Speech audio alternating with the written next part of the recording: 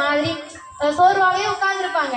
என்னடா இது ஆரம்பிக்கவே மாட்டாங்க, எப்படா வீட்டுக்கு போறது, நாடகம் போட்டுருவாங்கன்னு கொஞ்சம் பேர் உட்காந்துருப்பாங்க. வீட்டுல புருஷன் வந்துருவாருன்னு கொஞ்சம் பேர் உட்காந்துருவாங்க. சமைக்கணுமேனு உட்காந்துருப்பாங்க. இல்ல வேற வேற வேலைகள் இருக்கும். எல்லாருமே பல்வேறு வேலைகள்ல இருப்போம். அப்படி இருக்கிறவங்களை வந்து ரொம்ப வந்து அந்த சிந்தனைகளுக்கெல்லாம் போக விடாம தன்னோட காந்த குரலால அப்படியே இழுத்து கட்டி போட்டு நம்ம திருநங்கைகளுக்கெல்லாம் எடுத்துக்காட்டா இருக்கிற கோபிகா அவர்களை வந்து நான் மனசார வாழ்த்துறேன் இந்த இடத்துல. அதே மாதிரி இங்க டான்ஸ் ஆடினாங்க இல்லையா, பரதம். அந்த பரத கலையை வந்து அது என்ன பாட்டு காட்டுங்க. சலங்கையிட்டால் ஒரு மாது சங்கீதம் நீ பாடு, உண்மையிலுமே அவள் விழிகளில் ஒரு பழரசம், அதை காண்பதில் ரொம்ப பரவசம். நாங்க எல்லாருமே பரவசம் ஆயிட்டோமா? 3 பெண் பிள்ளைகள் கண் கலங்காதீங்க. நான் ஒரே பொண்ணுதான். நான் பிறந்ததுக்கு எங்க தாத்தா வரலையா, அதனால நீங்க கவலைப்படாதீங்க. எல்லாருமே வந்து ரொம்ப பாசிட்டிவா பேசுனீங்க. சமுதாயத்துல வந்து பெண்கள்லாம் வளர்ந்து வந்துட்டோம், எல்லா துறையிலுமே சாதிச்சிட்டோம் அப்படின்னு. இப்படி ஒரு வாய்ப்பு ஏற்படுத்தி கொடுத்ததுக்கு எனக்கு ரொம்ப நன்றிக்கா. ஏன் சொல்றேன்னா, நாங்க எப்போதுமே வந்து கல்லூரியில சாருக்கு தெரியும், சார் வந்து என்னை விட சீனியர் ஆஃபீஸர், டிஸ்ட்ரிக்ட் ஆஃபீஸர் அவங்க.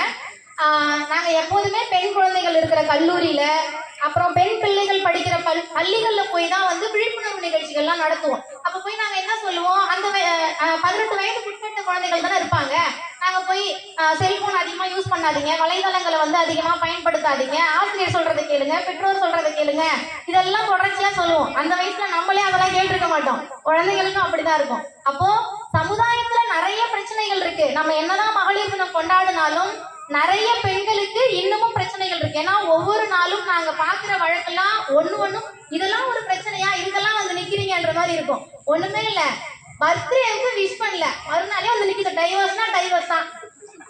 அதனால இதெல்லாம் வந்து பெற்றோர்கள் தான். இப்ப இதை போய் நான் பள்ளியில சொல்லி தர முடியாது இல்லையா? நீ ஒழுக்கமா இருக்கணும், யாரையும் நம்ப கூடாது, இந்த இடத்துல கல்வி தான் முக்கியம், இந்த வயசுல படிப்பு தான் முக்கியம் தான் நான் சொல்ல முடியும். ஆனா அந்த குழந்தைகளை நல்வழியில வளர்க்கக்கூடிய ஒரு பொறுப்பு வந்து ஒவ்வொரு பெற்றோருக்கும், அது ஆணா இருக்கட்டும், பெண்ணா இருக்கட்டும், தாயா இருக்கட்டும், தகப்பனா இருக்கட்டும், அது உங்ககிட்ட தான் இருக்கு. நிறைய வந்து சமுதாயத்துல வந்து மாற்றங்கள் இருக்கு. நம்ம சொல்றோம் பெண்கள்லாம் வந்து அரசியல்ல வந்துட்டாங்க, விளையாட்டுல வந்துட்டாங்க, கப்பல் ஓட்டுறாங்க, ட்ரெயின் ஓட்டுறாங்க, பிளைட் ஓட்டுறாங்க, எல்லாமே சொல்றோம். ஆனா வந்து விரல் விட்டு எண்ணிடலாம், அந்த அளவுக்கு தான் இருக்காங்க. அப்போ சரி நிகர் சமானமான சமூகம் வந்து எப்ப உருவாகுனா, எல்லா பெண்களும் எல்லா துறையிலும் மேல வரணும். இப்ப நம்ம எல்லாம் இல்லத்தரசிகள் நீங்க எல்லாம் இருக்கீங்க இல்லையா, நீங்களே யோசிச்சு பார்த்தா தெரியும். நம்ம எல்லாம் வந்து அப்பா அம்மா இருந்திருப்பாங்க, படிக்க வச்சிருப்பாங்க, வளர்த்திருப்பாங்க, ரொம்ப சிரமப்பட்டு படிக்க வச்சிருப்பாங்க, வளர்த்திருப்பாங்க. ஒரு இடத்துல திருமணம் பண்ணி கொடுக்கறதோட கடமை முடிஞ்சிருச்சு. ஒரு பெண்ணுக்கு வந்து திருமணம் அப்படிங்கிறது நடந்துருச்சுனாலே ஓகே, லைஃப் செட்டில்டு. அப்படி இல்லை, இப்போ இருக்கிற சமுதாயத்துல அப்படி கிடையவே கிடையாது. ஏன்னா இப்படியும் அந்த பெண் தனக்கு தானே கற்ற கல்வி தான் கொடுக்க முடியும்.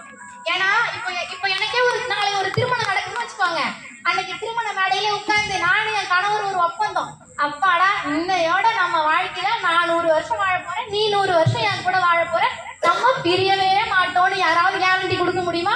கொடுக்க முடியாது. நாளைக்கு அவருக்கு ஏதாவது ஆகலாம், இல்ல எனக்கு ஏதாவது ஆகலாம். ஒரு பெண்ணுக்கு வந்து தொடர்ச்சியான ஒரு பக்கபலம் யாராலையும் கொடுக்க முடியாது. அதனாலதான் ஒரு பெண் கல்வியை வந்து தொடர்ச்சியா படிக்க வைக்கணும்னு சொல்றாங்க. எப்போதுமே தனிச்சு எங்க அப்பா வந்து நான் காலேஜ் வந்து படிக்கும் போது முதல்ல உடம்பு சரியில்லாம படுத்துட்டாரு. ஒரு 6 மாசம் வரைக்கும் நான் வேலைக்கு போனேன். அதுக்கப்புறம் எங்க அப்பா வீட்டுல இருக்க வச்சு நான் 6 மாசம் வேலைக்கு போய் எங்க குடும்பத்தை பார்த்தேன். அப்ப அந்த தெம்பு எங்க அப்பா மட்டும்தான் வருமானம். அந்த வருமானம் இல்லாம என்னோட வருமானத்தை வச்சு நான் என் குடும்பத்தை பார்த்துக்கிட்டேன். அந்த தன்னம்பிக்கை எனக்கு யார் கொடுத்தா? என்னுடைய கல்விதான் கொடுத்தது, வேற யாரும் கொடுக்க மாட்டாங்க. நம்ம பிள்ளைங்களுக்கு அதை சொல்லிதான் வளர்க்கணும். கட்டுன புருஷனா இருந்தாலும், அப்பாவா இருந்தாலும், சகோதரியா இருந்தாலும், நண்பனா இருந்தாலும், யாரும் கடைசி வரையில் உன்னோடு இருப்பேன்ற உத்தரவாதத்தை கொடுக்க மாட்டாங்க.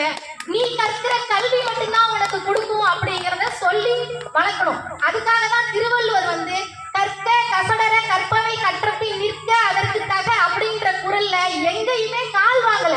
நீ உனக்கு கற்ற கல்வி இருந்தா உனக்கு யாருடைய துணைக்காலும் தேவையில்லை, துணையும் தேவையில்லை அப்படிங்கிறத திருக்குறள்ல சொல்லிட்டு போயிட்டாரு.